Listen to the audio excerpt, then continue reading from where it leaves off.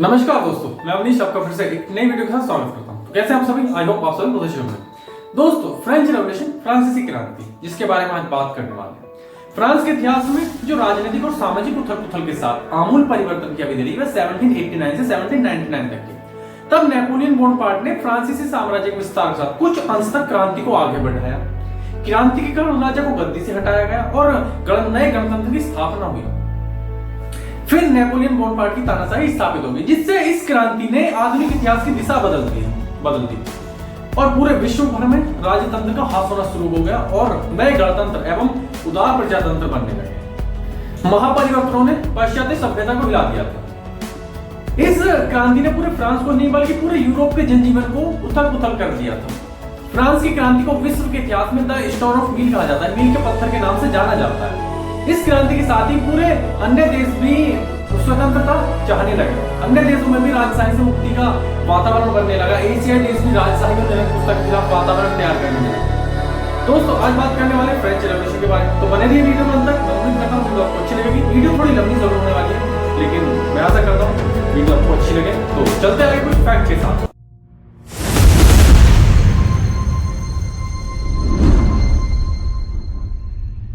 राजतंत्र था जो राजत्व के दैवी सिद्धांत पर आधारित था। इसमें राजा को असीमित अधिकार प्राप्त थे और राजा भी स्वेच्छावादी था। 14वें लुई के समय किंग 14 के समय 1643 से 1715 तक निरंकुशता अपनी पराकाष्ठता पर थी, जिस पर भी अंकुश ना लगा सके, मतलब अपनी मर्जी का राजा। उसका कहना था कि मैं ही राजा हूं और मेरे शब्द ही कानून है। उसकी जो मर्जी में है आम जनता के लिए कानून बनाता और सबसे अत्यधिक केंद्रीकरण शक्ति का जो था वो राजतंत्र के पक्ष में ही था। कूटनीति और सैन्य कौशल के दम पर फ्रांस का विस्तार काफी हद तक फैला था। बस यही कारण उसने राजतंत्र को गंभीर पेशा बनाया। 14वें लुई ने शासन व्यवस्था का केंद्रीकरण जिस तरह से किया था उसके लिए योग्य शासक का होना बेहद जरूरी था, लेकिन उसके बाद लुई 15 और लुई 16 जो आए राजा वो बेहद ही अयोग्य शासक थे। ऑस्ट्रिया के उत्तराधिकारी युद्ध और सप्तवर्षीय युद्ध में भाग लेकर उसने अपने देश की आर्थिक स्थिति को भारी क्षति पहुंचाई। इसके बाद भी वर्साय का जो राजमहल था वो विलासिता का केंद्र बना रहा। उसका कहना था कि मेरे बाद विलय होगी। क्रांति की पूर्व संध्या पर 16वें लुई 1774 से 1793 तक शासन किया। 16वां लुई भी आक्रमणी और एकदम अयोग्य शासक था। उसने भी निरंकुशता और स्वेच्छाचारिता का बखूबी प्रदर्शन किया। जहां एक तरफ देश की प्रजा भुखमरी, गरीबी और बेरोजगारी से तड़प रही हो, मर रही हो, उस तरफ राजा अपने लिए आलीशान भवन, आलीशान महल बनवा रहे हैं ऋण लेकर। इस खर्चे में सिर्फ वही अकेले नहीं थे, उनकी पत्नी ने भी उनका बखूबी साथ निभाया। उनकी पत्नी मैरी एंटोइनेट है, उन्होंने भी अपनी निरंकुशता और पराकाष्ठता और स्वेच्छाचारिता का बखूबी प्रदर्शन किया। ऐसा बताया जाता है कि किंग लुई की पत्नी मैरी एंटोइनेट अपने लिए सालाना 300 ड्रेस बनवाती थी, जो काफी महंगे और एक्सपेंसिव हुआ करते थे, जो सिर्फ उनके लिए खास बनाए जाते थे। उनके लिए महंगे एक्सपेंसिव परफ्यूम्स जो सिर्फ उनके लिए ही बनते थे।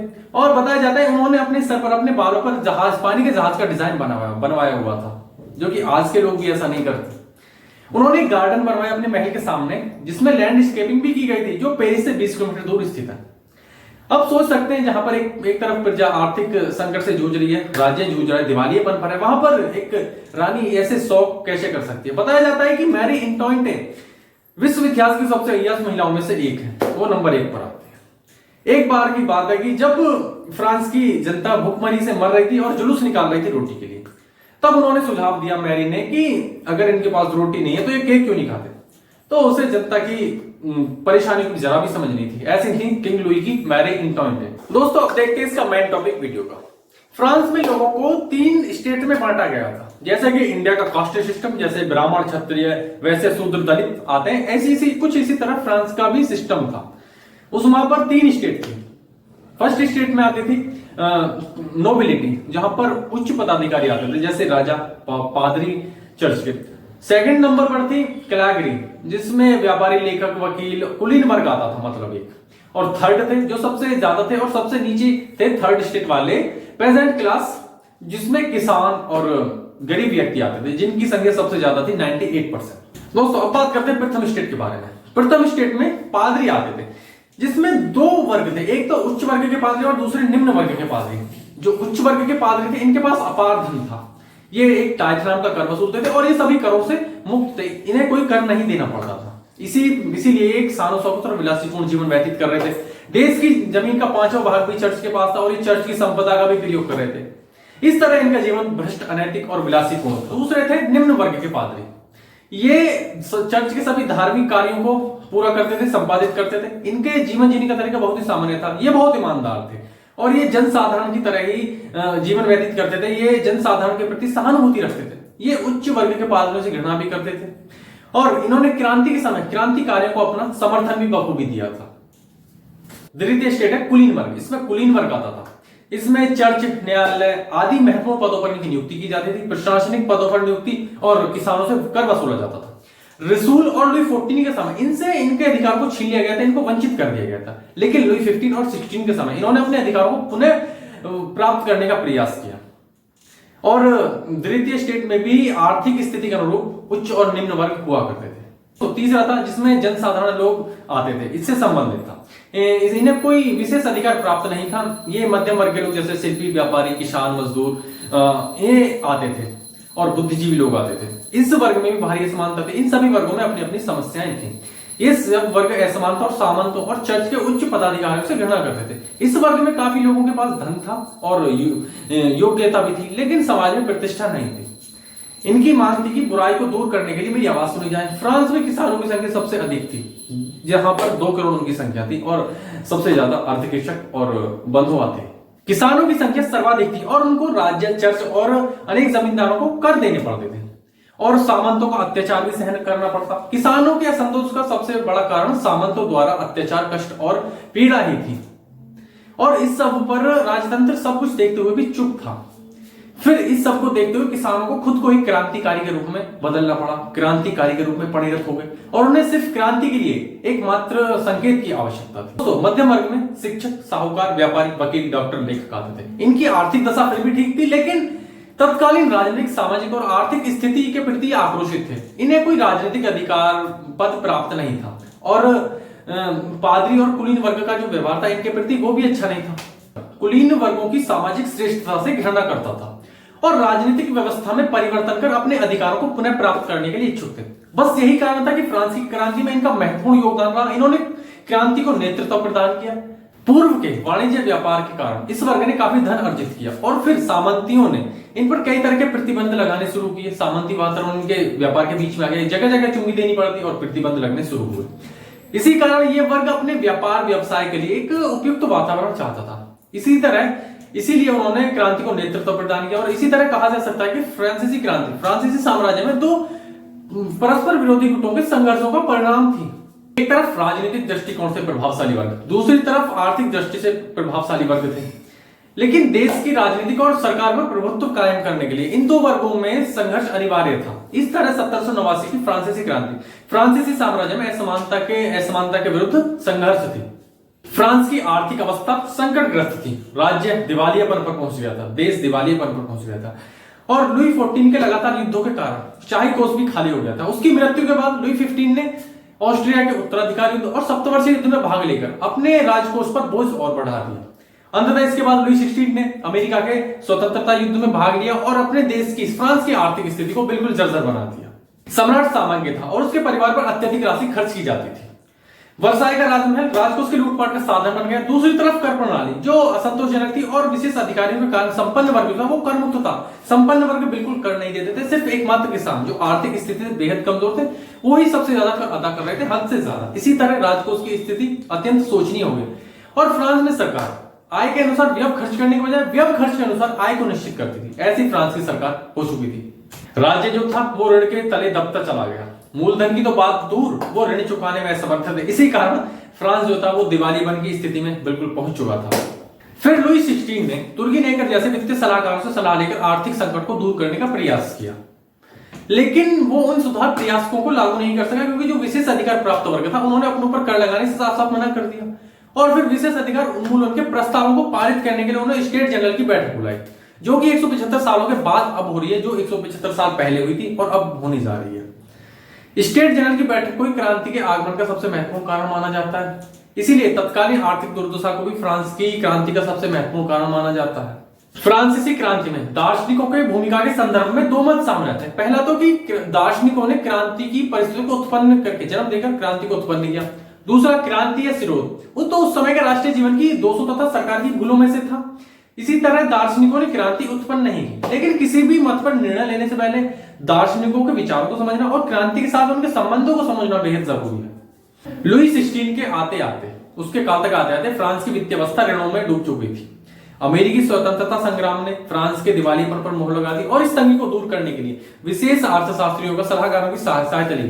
कोलोन ने कहा कि विशेष अधिकार पर कर लगाने की बात कही। कोलोन ने एक अर्थशास्त्री थे, उन्होंने कर लगाने की बात कही, लेकिन विशेष अधिकार प्राप्त वर्ग ने इस बात से इंकार कर दिया। फिर स्टेट जनरल की बैठक की घोषणा की गई, जिसका समाचार सुनकर काफी खुश हुए सब लोग, क्योंकि वो 175 सालों बाद हो रही थी। इस बैठक से सबको कुछ ना कुछ उम्मीद जरूरी थी, इसलिए सभी खुश थे। इस बैठक से कुलीनों को उम्मीद थी कि वो कुछ विशेष अधिकार तो अवश्य प्राप्त कर ही लेंगे, जो लुई 14 के समय उनसे छीन लिए गए थे। मध्यम वर्ग के लोगों का यह मानना था कि वह अपने पक्ष में कुछ प्रगतिशील नीतियों का निर्धारण तो करवा ही सकेंगे, और किसानों को यह उम्मीद थी कि वो सामंतियों के खिलाफ आवाज उठाएंगे और उनके अत्याचारों से मुक्त होकर अपने कुछ अधिकारों को प्राप्त कर लेंगे, उनके शोषण चक्र से मुक्त हो जाएंगे। इस तरह फ्रांसीसी राजतंत्र के समर्थन के लिए कोई फ्रांसीसी जनसंख्या का कोई वर्ग तैयार ही नहीं था। स्टेट जनरल की बैठक में विवाद हो गया मतदान को लेकर। जी हाँ, क्योंकि हर स्टेट का एक मतदान हुआ करता था।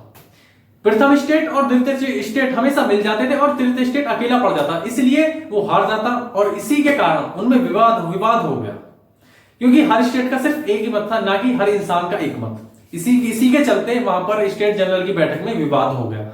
जन साधारण प्रतिनिधि मतलब तृतीय स्टेट के लोगों ने मतदान प्रणाली का विरोध इसलिए किया क्योंकि वो ज्यादा होते हुए भी, क्योंकि उनकी संख्या 98% थी, 98% थी, वो फिर भी अल्पमत में ही आते और हार जाते, क्योंकि हर स्टेट का सिर्फ एक ही मत था।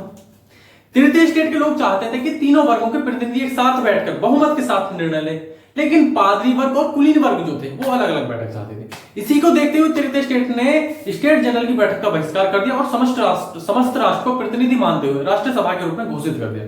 और स्टेट जनरल की बैठक के पास में एक टेनिस कोर्ट था, वहां पर सभा को बुलाया गया। 20 जून 1789 को राष्ट्रीय सभा ने घोषणा की कि हम सब एक साथ रहेंगे जब तक संविधान नहीं बन जाता, अलग नहीं होंगे। यह एक क्रांतिकारी घटना थी। और फिर लुई 16 ने 21 जून 1789 को तीनों प्रतिनिधियों की संयुक्त बैठक की अनुमति दे दी। यह जनसाधारण की विजय थी और राजा तथा विशेष अधिकार प्राप्त वर्ग के लोगों की पराजय का प्रथम दस्तावेज था। इस प्रकार स्टेट जनरल की बैठक जो थी वो राष्ट्रीय सभा में तब्दील हो गई, बदल गई, और राजा की मान्यता मिली और संवैधानिक भी हो गई। सभा ने 9 जुलाई 1789 को खुद को संविधान सभा घोषित करके देश का संविधान बनाना ही सर्वप्रमुख लक्ष्य बनाया। फिर लुई 16 ने अपने मंत्री नेकर को बर्खास्त कर दिया, जिसे जनता अपना समर्थक मानती थी। इस कदम को क्रांति को कुचलने का प्रयास समझा गया। इसी समय एक खबर फैल जाती है कि बास्तिल किले में राजा ने शस्त्रों का भंडार जमा करके रखा है। फिर क्या था, 14 जुलाई 1789 को पेरिस की भीड़ उस किले की तरफ टूट पड़ती है और वहां पर आक्रमण करते हमला बोल देती है, वहां के दरवाजे को तोड़ देती है और कैदियों को वहां से मुक्त कर देती है। बास्तिल का पतन एक युगांतकारी घटना थी। निरंकुशता का पतन और आम जनता की ये विजय थी, विजय का प्रतीक थी। असल में क्रांति का एक उद्देश्य था, इसीलिए 14 जुलाई 1789 को फ्रांस के स्वतंत्रता दिवस के रूप में मनाया जाता है 14 जुलाई को। क्रांति के प्रथम चरण 1789 से 1792 तक, जब वो पेरिस की भीड़ ने बास्तिल के किले पर आक्रमण कर दिया और वहां पर नियंत्रण स्थापित किया। बास्तिल का किला निरंकुशता एवं अत्याचारों का प्रतीक था। इस कदम का जो पुरातन विभाग था उस पर काफी गहरा प्रभाव पड़ा इस कदम का, और इस क्रांति का फ्रांस के ग्रामीण इलाकों में प्रभाव पड़ा, जहां पर ग्रामीणों ने सामंती करों को आग लगा दी। इस कदम से राष्ट्रीय सभा पर गहरा असर पड़ा। 4 अगस्त 1789 को रात भर का राष्ट्रीय सभा का अधिवेशन चला, जिसमें कानून निर्मित करके सभी विशेष अधिकारियों को समाप्त कर देगा। इस तरह इंग्लैंड और अमेरिका समान हो गए, और फिर जो राष्ट्रीय सभा थी वही संविधान सभा कहलाई। 26 अगस्त 1789 को संविधान सभा ने मानव अधिकारों की घोषणा कर दी। चर्च पर नियंत्रण। राष्ट्रीय संविधान सभा ने चर्च की संपत्ति को जब्त कर लिया और जनता पर जो चर्च का प्रभाव था उसको खत्म करने का प्रयास किया। इस संदर्भ में चर्च को राष्ट्र के अधीन ले आया गया और उसे रोम के पोप के प्रभाव से मुक्त करके राष्ट्रीय चर्च के रूप में तब्दील कर दिया गया। राज्य के प्रति जो वफादार पादरी थे उनको सुरक्षित करने के लिए सिविल कॉन्स्टिट्यूशन ऑफ कल्जी चलाया गया। इसमें जो भी पादरी थे उनको राज्य के प्रति निष्ठा की शपथ लेनी पड़ती थी और आम जनता के द्वारा ही उनका चुनाव होता था। पोप के जो कुछ पादरी थे उन्होंने इस कदम का विरोध किया। इस शपथ को लेने वाले ज्यूरर और इसका बहिष्कार करने वाले नॉन ज्यूरर कहलाते थे। शुरुआत में जो कुछ छोटे पादरियों ने इस क्रांति का समर्थन किया था, अब वे इससे अलग हो गए और देश को छोड़कर अन्य देशों में चले गए। वहां पर इसके विरुद्ध प्रचार करने लगे। राष्ट्रीय संविधान सभा ने देश के लिए एक लिखित संविधान तैयार कर दिया था। फिर लुई 16 ने 1791 में इसको अपनी स्वीकृति भी दे दी थी। संविधान में पहला तो कि राज्य की सार्वभौमिक शक्ति जनता में निहित है। दूसरा, शक्ति का पृथक्करण राज्य एवं जनता के हित में। शासन प्रणाली अब राजतंत्रात्मक नहीं रही। राजा के अधिकार को सीमित कर दिया गया। वह किसी भी देश से युद्ध नहीं कर सकता, ना ही संधि नहीं कर सकता। वहां पर सिर्फ शासन कर सकता है, राजा बनकर रह सकता है। कानून बनाने के लिए एक व्यवस्थित सभा का निर्माण किया गया। कानून बनाने का अधिकार व्यवस्थित सभा को दे दिया गया, जिसकी संख्या 745 थी। अब राजा वहां पर सिर्फ शासन कर सकता है, कोई कानून नहीं बना सकता, अपनी मर्जी से कुछ नहीं कर सकता। तो दोस्तों इसी के साथ इस वीडियो को यहीं पर खत्म करते हैं। ये था वीडियो का पहला पार्ट, और अगले पार्ट में हम कुछ और बात करेंगे। अभी ये प्रथम चरण है, अभी 3 चरण और बाकी हैं क्रांति के, तो उन्हें अगले पार्ट में लेकर आते हैं। तो तब तक के लिए मिलते हैं फिर अगली वीडियो में। जय हिंद, नमस्कार।